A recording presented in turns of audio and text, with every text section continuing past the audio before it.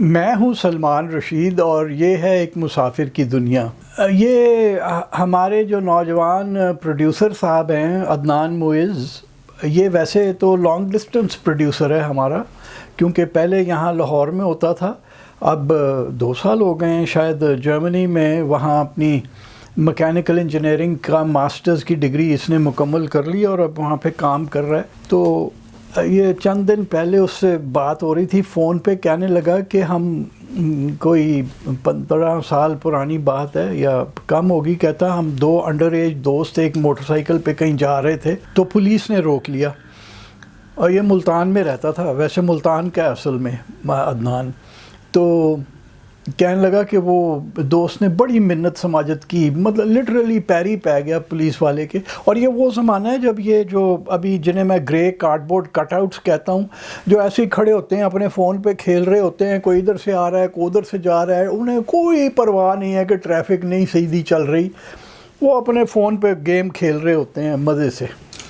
تو یہ اس وقت نئے نئے ایجاد ہوئے تھے اور یہ بڑے ایفیشینٹ تھے، مطلب روک لیا کرتے تھے اور چلان کر دیا کرتے تھے۔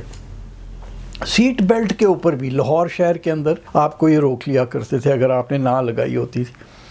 تو جیسے پاکستان میں ہر چیز کا ہوتا ہے کہ ہر چیز ایوری تھنگ گوز ٹو پاٹ، ہر چیز نے بگڑنا ہے، ٹھیک کسی چیز نے نہیں، بہتری کی طرف کسی چیز نے نہیں جانا۔ تو یہ بھی لدڑ ہو گئے ہیں، اب جیسے کھڑے ہوتے ہیں آپ دیکھ لیں، وہ کوئی پرواہ ہی نہیں ہے، کوئی الٹے ہاتھ آ رہا ہے کوئی سیدھے ہاتھ آ رہا ہے، کچھ نہیں۔ تو ان کا روک لیا اور انہوں نے کہا کہ جی بھاری جرمانہ ہوگا، انڈر ایج ہو، نہ لائسنس ہے نہ کچھ ہے۔ تو خیر وہ بڑی منت سماجت کی، تو وہ جو پولیس والا تھا وہ ڈیسنٹ ہوگا تھوڑا، اس نے کہا اچھا چلو دفع ہو جاؤ، گھر جاؤ، اور بالکل آئندہ تم نے نہیں چلانا یہ موٹر سائیکل جب تک کہ عمر کے نہ ہو جاؤ اور لائسنس نہ آ جائے۔ تو عدنان کہتا ہے کہ اس سے تھوڑی دیر پہلے کوئی پتہ نہیں کوئی رشتہ دار تھا یا کون تھا، کوئی ممبر نیشنل پروونشل اسمبلی کا، تو کہتا ہے اس سے میری بات ہوئی تھی تو میں نے کہیں ذکر کر دیا کہ میری ابھی ایم پی اے سے فون پہ بھی بات ہوئی ہے۔ اس نے کہا اب تو نہیں میں نے تمہیں چھوڑنا، اور پھر کافی ڈرایا دھمکایا، ان کا مطلب کر کے نا اچھا کر کے پھر فائنلی چھوڑ ہی دیا۔ کیا کرنا تھا، نہ چھوکروں کے پاس پیسے تھے نہ لائسنس تھا، کچھ بھی نہیں تھا، تو آخر چھوڑ دیا۔ تو اس سے نا مجھے رشوت کے 2-3 واقعات یاد آتے ہیں جو میں نے کہا میں آپ کو سنا دوں۔ ایک شاید میں پہلے سنا چکا ہوں لیکن وہ پھر دوہرا دیتا ہوں۔ میں فوج چھوڑنے کے بعد کراچی میں ایک ملٹی نیشنل فرم میں نام نہاد ایڈمنسٹریٹو آفیسر یا ایڈمنسٹریشن آفیسر جو بھی کہا کرتے تھے، ان کا خیال تھا کہ ہر جو فوجی آتا ہے نا اتنے پاویں جنہ بھی نکھد نکارا ہوئے وہ اتنے آ کے ایڈمنسٹریشن سدھی کر لے گا۔ میں نے بھی ان کی غلط فہمی صحیح کر کے نکالی کہ سالے کوئی سیکھ کے آتا کچھ بھی فوج سے۔ تو وہ انہوں نے مجھے وہ کام دیا ہوا تھا۔ تو ایک دن اس کمپنی کا ایک سینڈ سپٹ کے اوپر بیچ ہاؤس تھا، اس کو پتہ نہیں کچھ کرانا تھا، مجھے اب یاد نہیں ہے کیا کرانا تھا، لیکن اس کی جو بھی کچھ کرانا تھا اس کی اجازت کراچی پورٹ ٹرسٹ سے لینی تھی۔ تو وہ جو بھی تھا فائل وائل بنا کے میں کراچی پورٹ ٹرسٹ کے دفتر چلا گیا، اور وہاں وہ کرتے کرتے میں ایک ڈیسک پہ پہنچا تو ان صاحب نے کہا کام تو ہو جائے گا، اور جس طرح سے اس نے کہا تو میں ذرا ننا تھا اس وقت، عمر بھی کوئی نہیں تھی، 26 سال شاید، تو مجھے سمجھ نہ آئی کہ کام تو ہو جائے گا، پھر وہ ہاتھ یوں کر رہا ہے، اس کا مطلب کیا ہے۔ آخر کار وہ خود ہی کہنے لگا کہ ننے کوئی جیب ویب ڈھیلی کر سکتے ہو؟ تو اس پہ میں نے کہا سر آپ بتائیں کتنی ڈھیلی کرنی ہے؟ تو کہنے لگا 1500 روپے لگیں گے۔ اب 1980 کے اندر 1500 روپے بہت ہوتے تھے۔ تو میں نے کہا جی اچھا میں دفتر سے پوچھتا ہوں۔ میں فائل پکڑی واپس آ گیا دفتر میں، آ کے میں نے اپنے کولیگ کو کہا، میں انہیں اسے کہا یار وہ 1500 روپیہ مانگ رہے ہیں رشوت، کم کرن دے، فیس کوئی ایسے کو 100-200 روپیہ 400 روپیہ تھی کچھ۔ کہتا ہے تو جتنی بنتے ہیں نا کل اس سے 1000 روپیہ اوپر کا واؤچر بنا اور جنرل مینیجر سے دستخط کرا، دیکھ ٹھا کر کے دستخط کرے گا، لے کے جانا ذرا واؤچر اس کے پاس، انہیں نہیں پوچھنا۔ اور کہتا ہے کہ وہ جڑا 1000 روپیہ ہوتے ہیں نا وہ تو میں دینا ہے لے آ کے، میں نے کہا یار اچھا ٹھیک ہے. خیر میں اس امید میں کہ یہ ہوگا ہی نہیں. جی ایم نے کہنا ہے کہ وہ کہ مذاق بنایا ہوا یار اتنے پیسے رشوت میں دے دیں ہم.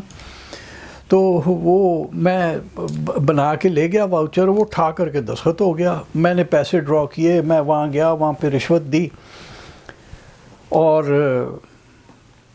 وہ لے کے میں آ گیا. 1000 روپیہ جیب میں تھا. تو جب میں داخل ہو رہا تھا تو میں نے وہ سوچا کہ یار یہ میں کولیگ کو دے دوں گا 1000 روپیہ.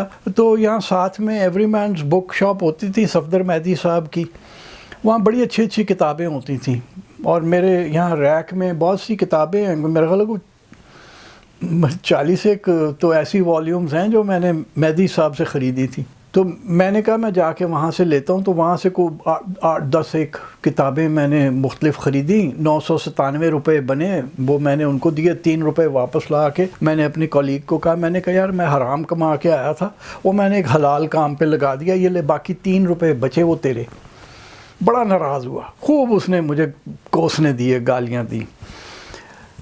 تو لیکن وہ کے پی ٹی والوں نے کام کر دیا. تو اب یہ زمانہ ہے کہ یہاں پہ ہم اسے بددیانت نہیں سمجھتے کہ جو رشوت لیتا ہے, ہم اس کو بددیانت سمجھتے ہیں جو رشوت لے کے کام نہیں کرتا. تو 2 واقعات اور میری زندگی کے ہیں. 1988 دسمبر میں ہم دونوں میاں بیوی کراچی سے واپس لاہور شفٹ ہو رہے تھے. تو بہت سا سامان جو فرنیچر وغیرہ تھا وہ ہم نے تو اس پہ ٹرک پہ رکھوا کے بھجوا دیا. کچھ سوٹ کیس تھے 3-4, تو جو جس بھی ٹرین پہ تیز رو شاید ہوتی تھی اس پہ ہم نے فرسٹ کلاس سلیپر لیے کوپے, اور ہم اس میں اپنا ہم نے کہا کہ جی یہ ہمارے یہ سامان بریک میں رکھ لیں. تو کراچی میں جو گارڈ شارڈ تھے نا, انہوں نے کہا کہ نہیں بریک میں نہیں رکھا جا سکتا, یا آپ کو اپنے اس میں رکھنا ہوگا کمپارٹمنٹ میں. تو اب میں نے کہا بھائی بریک اسی لیے ہوتی ہے کہ مسافروں کا سامان ہو. کافی بحث مباحثہ کیا لیکن وہ کوئی نہ, اس نے ہماری ایک بھی نہ سنی. تو ہم نے اپنا سامان جو 3 یا 4 سوٹ کیس تھے بڑے, وہ ہم نے اپنے کوپے میں ہی رکھ لیے. لاہور پہنچ گئے, ایک دوست لینے آیا ہوا تھا.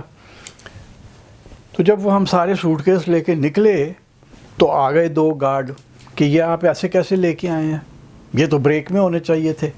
تو میں نے کہا کہ بھائی یہ بریک میں, ہم نے ادھر اتنی ضد کی, انہوں نے کہا بریک میں تو یہ جا ہی نہیں سکتے. اب بریک وین وہ ہوتی ہے جس میں سامان رکھا جاتا ہے, یہ بھی بتاتا چلوں, کچھ لوگوں کو شاید نہ پتہ ہو. تو وہ کہتا ہے نہیں یہ اب آپ کو جرمانہ پڑے گا.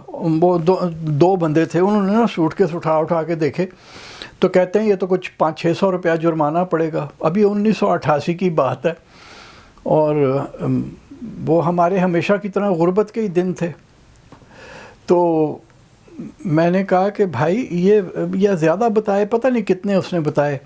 تو میں ذرا جوشیلا بندہ ہوتا تھا جوانی میں, تو میں ذرا اس کے ساتھ نا بھیڑ پڑا کہ مذاق بنایا ہوا ہے. ادھر وہ تمہارا بھائی تمہیں ہڈی کھانے کے لیے بھیج رہا ہے ادھر, اور تم یہ کر رہے ہو وہ کر رہے ہو. تو میرا دوست سمجھدار ہے, پروفیسر تھا نا کالج کا, تو وہ اسے لے گیا ادھر.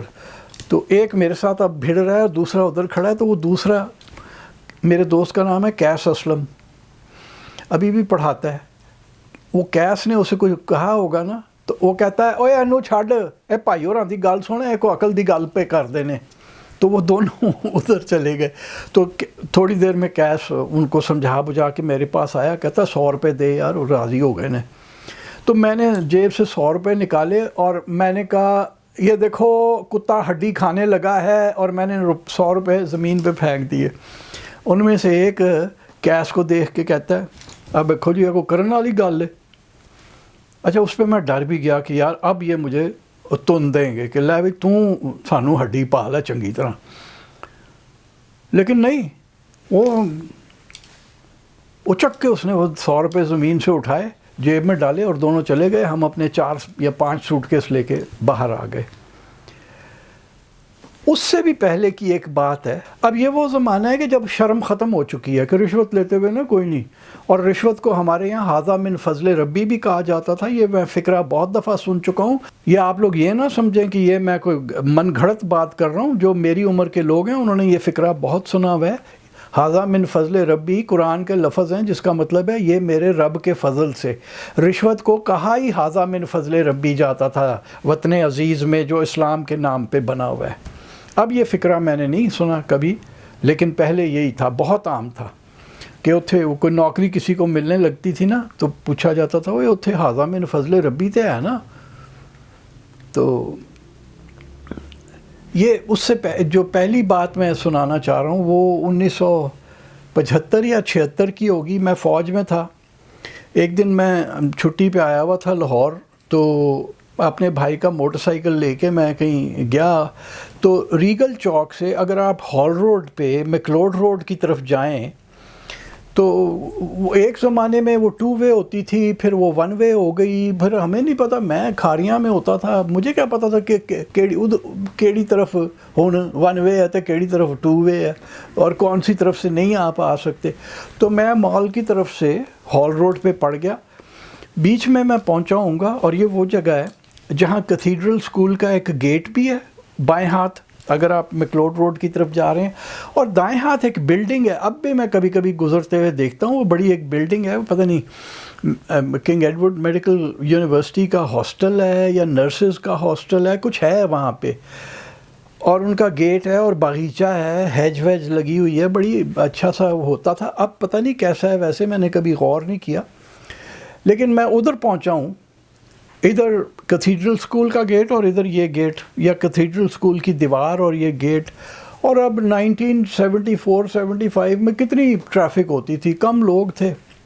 میرا خیال ہے یہ ملک 40 ملین لوگوں کا تھا، اب 300-350 ملین ہم ہو چکے ہیں، جو کہ حکومت ہمیں نہیں بتا رہی. ایک پولیس والے نے روک لیا، کہتا جی پٹھے ہاتھ آ رہے ہو. تو اب تو خیر کسی کو پرواہ نہیں نا جی، پٹھا سیدھا اب پاکستان میں رہا ہی نہیں. کہتا جی پٹھے ہاتھ آ رہے ہو. میں کہ یار میں تو باہروں آیا، میں نہیں پتا کدوں ہویا اے ہاتھ، پہلے تو انج ہی جائیدا سی. کہندا نہیں ہے ہن پچھلے مہینے تو انج ہو گیا. میں نے کہا اچھا، ویسے ہن پھر انجے گا. اب آپ مال سے میکلوڈ روڈ کی طرف جا سکتے ہیں. تو خیر وہ کہتا چلان ہوئے گا، لائسنس بخاؤ. تو میں نے بٹوے میں سے اپنا ملٹری ڈرائیونگ لائسنس نکالا. میں کہا بھائی فوجی ہوں، میرے پاس یہی لائسنس ہے.